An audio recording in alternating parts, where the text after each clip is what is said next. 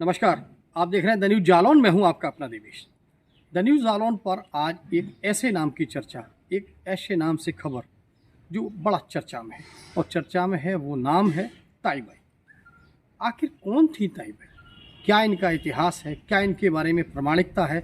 और लोग आखिर जालौन जिले के जालौन नगर क्षेत्र के पूर्वी प्रवेश द्वार यानी कि देवनगर चौराहे पर इनकी प्रतिमा को स्थापित क्यों कराना चाहते हैं, इसके पीछे को लेकर आज हम इस पूरी खबर के साथ अपने दर्शकों के बीच में मौजूद हैं।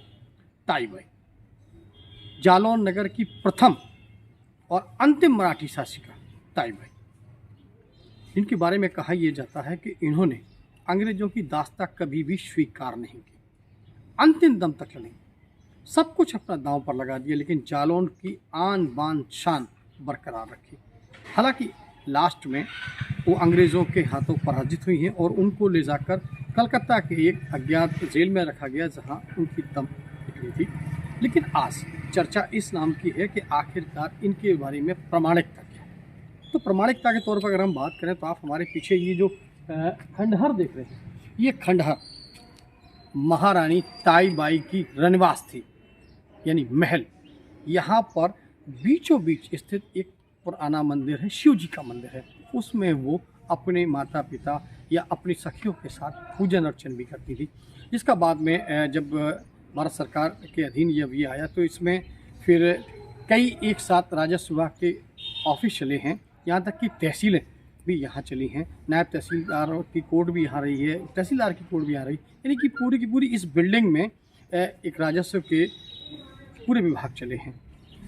ताईबाई और इनका महल बताते ये हैं कि आजकल जालौन नगर का जो झंडा चौराहा है या जो मुख्य बाज़ार है, ये कभी इनका महल हुआ करता था, राजमहल हुआ करता था।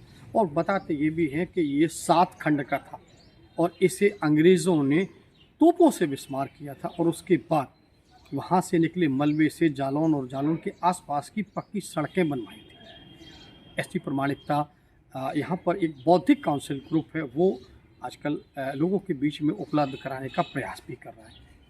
और सबसे बड़ी बात ये कहेगी कि जालौन में अगर इसकी प्रमाण आपको देखने, कुछ एक साक्ष्य अगर आपको देख रहे हैं, तो आज भी एक फाटक, इसको भेड़ वाला फाटक कहा जाता, फक्कड़ वाला फाटक कहा जाता, वो अवशेष आज भी मौजूद है। ये मराठों की अंतिम निशानी के रूप में आज भी वहाँ सुरक्षित है। और जालौन नगर क्षेत्र की अगर हम बात करें तो बहुत सारे मंदिर ऐसे हैं जो मराठों द्वारा स्थापित भी कराए गए हैं, जिनके इतिहास के बारे में अगर देखा जाता है तो कई कई साल पुराने हो सकते हैं, क्योंकि पूर्वज दर पूर्वज ये पीढ़ी चली आई है। तो आज चर्चा है ताईबाई के नाम की। ताईबाई के बारे में हम आपको ये उनका रनिवास दिखा रहे हैं। अभी हम आपको उनके महल के अवशेष, यानी कि जो उनका महल था जहाँ से पूरे आसपास के इलाके की जो कार्यप्रणाली थी वो चलती थी, पूरा राजकाज चलता था, उस बैठगंज बाज़ार के अवशेष भी हम आपको दिखाएं, बैठगंज बाज़ार भी दिखाएंगे, फाटक के अवशेष हैं वो भी दिखाएंगे, और उसके साथ बौद्धिक काउंसिल ग्रुप द्वारा एक चित्र जारी किया गया है महारानी ताईबाई का, वो भी हम आपको दिखाएंगे।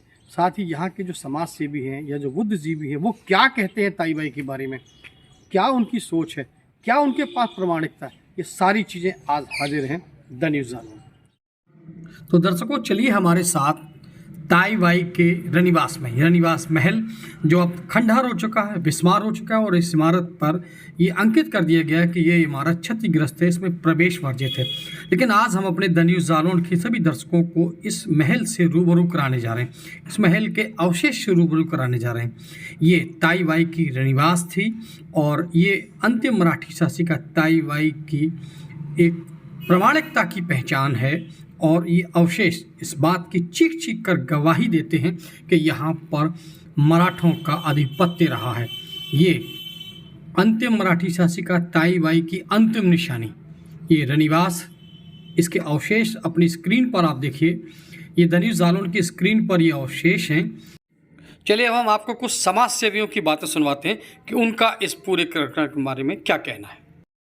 अंतिम समय तक उन्होंने अंग्रेजों के खिलाफ बगावत को जारी रखा